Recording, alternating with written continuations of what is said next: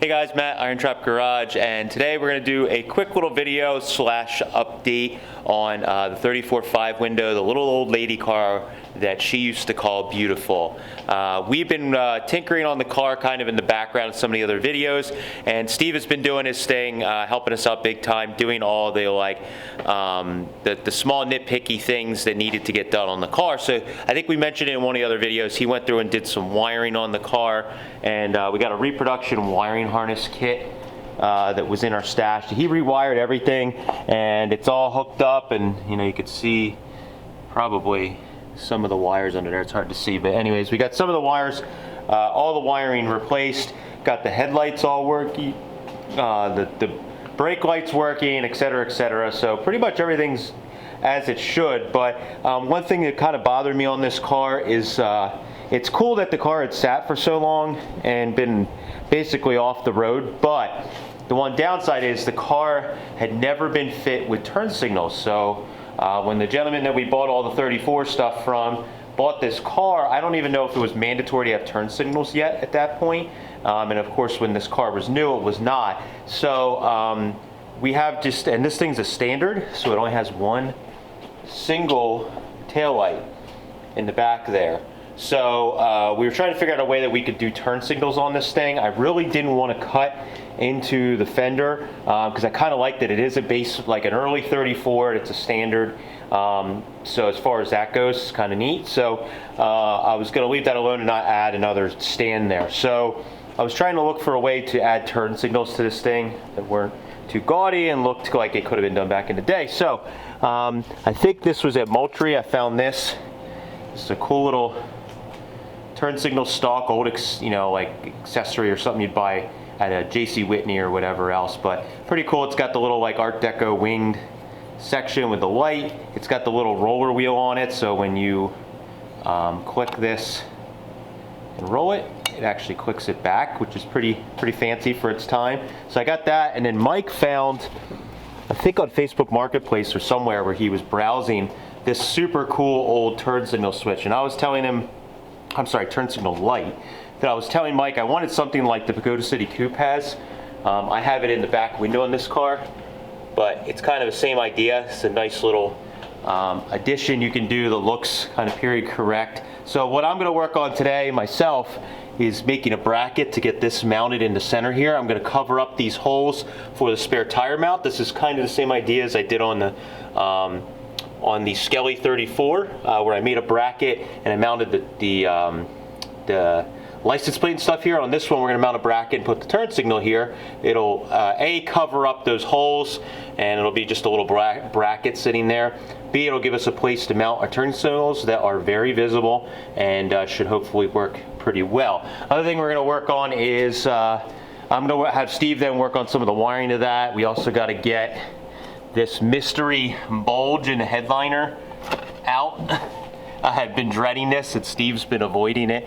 So I think I'm gonna have to take care of it. But I think there is a big mouse nest in there. I've had an odor eater in here since we've gotten the car, and it's gotten better, but it still smells a little like mouse piss. And I have a feeling that there is a mousy nest way up inside of there. So I'm gonna have to take the interior light out, try and get my hand up there and there, and hopefully I can pull out that grossness so that we can at least get the majority of it out of there. So that's what's going on. We're gonna do a little bit of work and show you guys how we make out.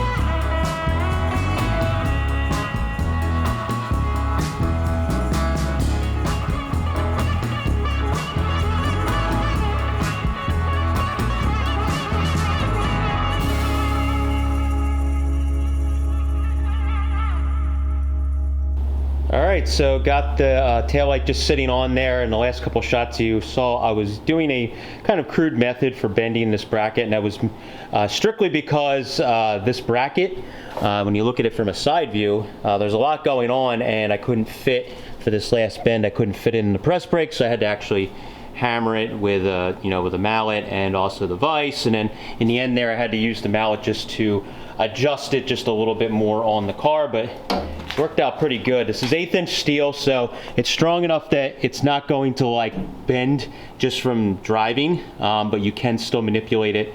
Although difficult, you can manipulate it by hand or with a hammer. So the radius here is a little softer of a radius than if I would have done it with the press brake, but I'm actually not mad at it. I think it works out pretty nicely.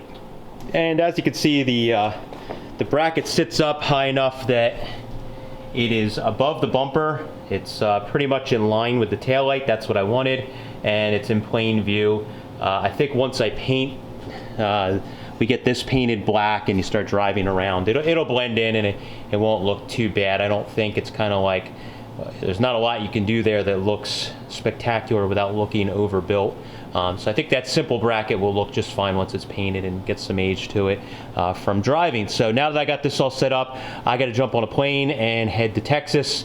Mike and I have to go film and pick up some more early Ford junk.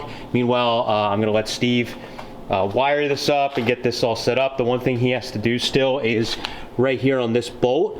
We're going to have to drill a hole through that bolt so that the wiring can run up through it. I'm trying to do this whole project here without modifying the car or the light. So if he drills a hole through that bolt there, he can run the wiring up through the bolt and into the light, and then we don't have to drill big holes into the back of the car or anything like that. Again, try not to do too much major cutting on this car, especially like visual places like in the back panel there. So that's where we're at. Let Steve do some wiring and I can come back and address that mouse nest when I get back. He's going to get this turn signal stalk here all mounted up. I'm excited to see how everything looks when it's all set up. All right, so while we were away in Texas, Steve was working on the wiring and getting the turn signal, all the work. He, as a reminder here, he has this cool old Art Deco turn signal setup that I got at, I think, Moultrie. And it's got, this one's cool because it's got the little rubber wheel on it that self-cancels, which a lot of them don't. But he got all that wired and wrapped it in cloth tape and everything so that it works, or so that it's kind of hidden. And he painted up that bracket that I made. I ended up making a little screw just to tighten everything down and look old school because it's hard to find. Flathead screws, I feel like. But yeah, you can see this is all done. He ended up drilling this lower mounting bolt so that the wiring comes right up through there. We didn't punch a big hole in the rear panel. So I'm going to show you guys how it works. Pretty excited. All right, Steve, go ahead. So you ended up wiring to the ignition. Yeah, the ignition's got to be on, which is good. These actually call. You can see it's cool that it blinks. The little green light blinks. And we did kind of same thing he did as the Shoal car, where the headlight, the high beam, is it high beam or low beam? I don't know. I don't think there's a difference. I think it's just one in filament and two filament. Oh, okay. But yeah, so this car, because it's a 34, it didn't have high beams actually. So these 35 lights luckily had high beam and low beam. So he wired them up. You can see the left blinks, and I'm gonna sneak behind here and show you guys. Hey Moon. Moon thinks we're taking a ride in this thing. So you can see how cool this rear light looks when it's lit up. It's got these little like dashes in it, but super cool. Plenty bright. You can definitely see it. Try the right side. Yeah, looks good. So that's all hooked up and good. The next thing we got to do is this headliner up here. You can see the giant sag and headliner. It's like it's been a glaring thing that we've been avoiding since we got the car. So I'm gonna take it on. I gotta take this dome light out, see if I can get my hand in there and get that crap out. But yeah, we're getting pretty close here. Once I get this crap out of the ceiling, then we're gonna take it for a drive and see how all the lights work and it drives and everything. All right, on these 32 to 34s, the dome light, it might even be more years. It's kind of hard to figure out how to get the dome light out if you just look at it, but there's actually a little silver like big circlip that goes around in here, so you have to pry that out carefully with like a pry tool or a little screwdriver. I was looking it up online on like the Ford barn to kind of double check how it comes out, and the one big thing people are saying is make sure you put like a blanket down on the seat or something, because that will tend to fall out the glass lens and bounce and then land on the floor pan or something and shatter. So I'm glad I read that. I'm going to do that, and I'm going to take this all out and see if we can get it all set up and get my hand up in there and see what this scariness is. Ugh. He's ridden in this one. Ooh, there we go.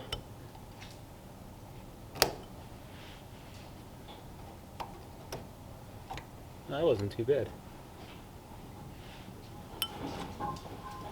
Oh, that's why they tell you to put a blanket down.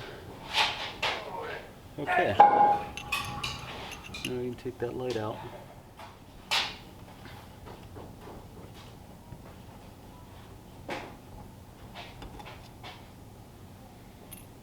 Okay.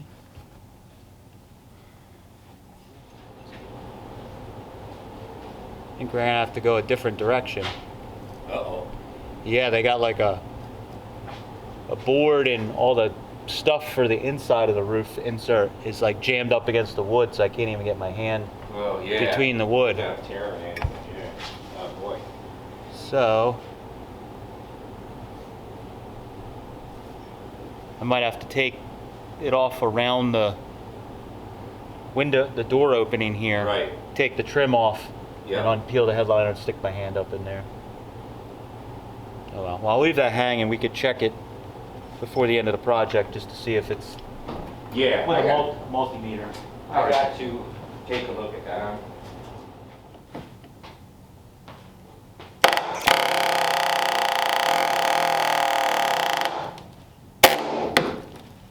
Another one. Oh, this is turning into a... You're right, this is going downhill fast. 2 screw heads just like broke off. Ugh. That was fun.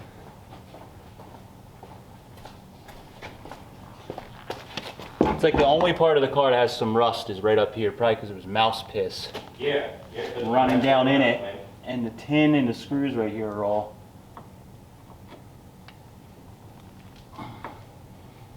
the ones adjacent to it are fine, they come loose, you know.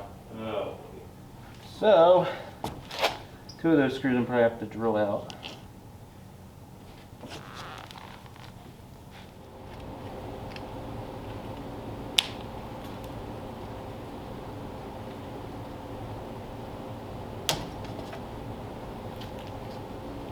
Okay. Right, those 2 screws.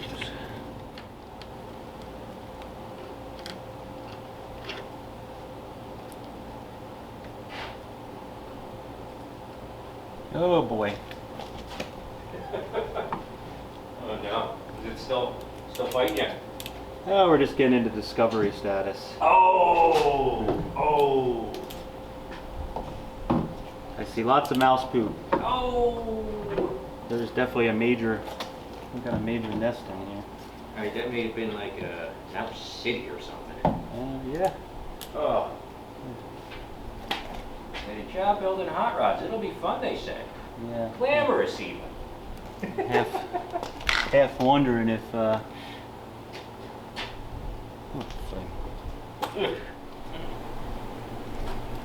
yeah, not liking what we're seeing here first shot. That's not looking good. So might get the vacuum to try and get some of this out. I don't know yet. I'm gonna see if I can get my hand in there too with the gloves on.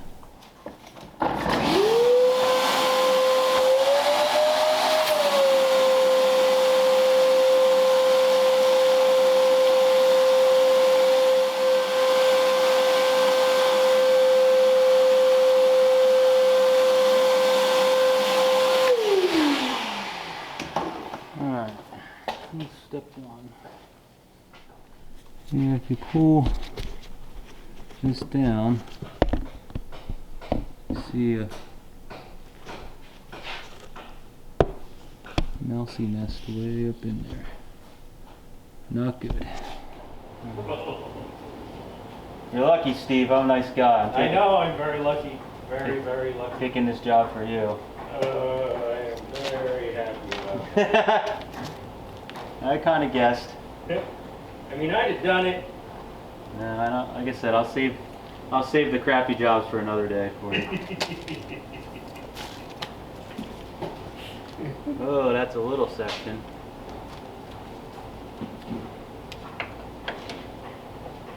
Oh my God. Never know what you're gonna find. Maybe that mousey put some silver dollars up here. Hey, it could happen. It could happen. So far, it's just all the cotton from the back of the seat. I bet that was a really comfy spot for them mouses. Yeah, they had like a freaking beanbag chair full. Yeah. Great.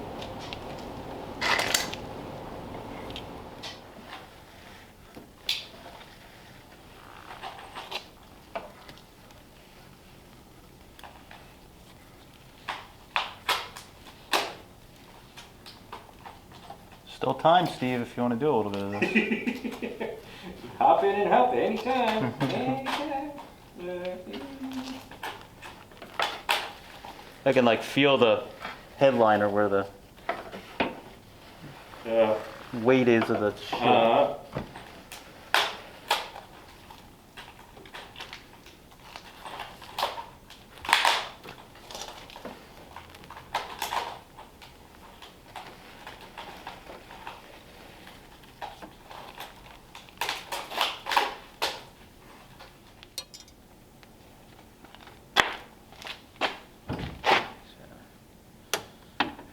Put it there.